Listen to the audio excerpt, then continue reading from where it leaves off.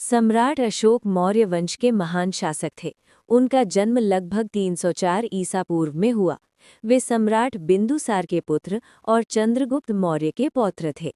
बचपन से ही अशोक साहसी, बुद्धिमान और पराक्रमी थे। राजगद्दी पाने के लिए उन्हें कई संघर्षों का सामना करना पड़ा। अंततः 268 ईसा पूर्व में वे मौर्य साम्राज्य के सम्राट बने।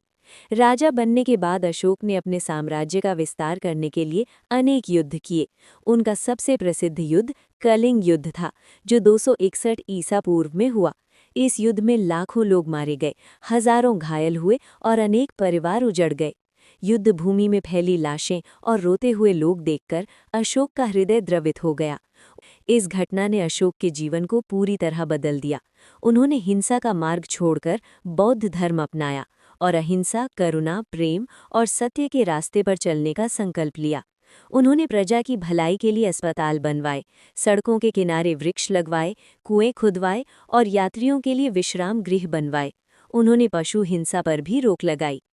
अशोक ने अपने उपदेशों को पत्थरों और स्तंभों पर खुदवाया, जिन्हें अशोक स्तंभ और शिलालेख कहा जाता है।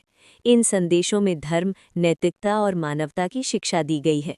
उन्होंने बौद्ध धर्म का प्रचार भारत ही नहीं बल्कि श्रीलंका, चीन और मध्य एशिया तक कराया। सम्राट अशोक एक क्रूर योद्धा से महान धर्मप्रिय राजा बने।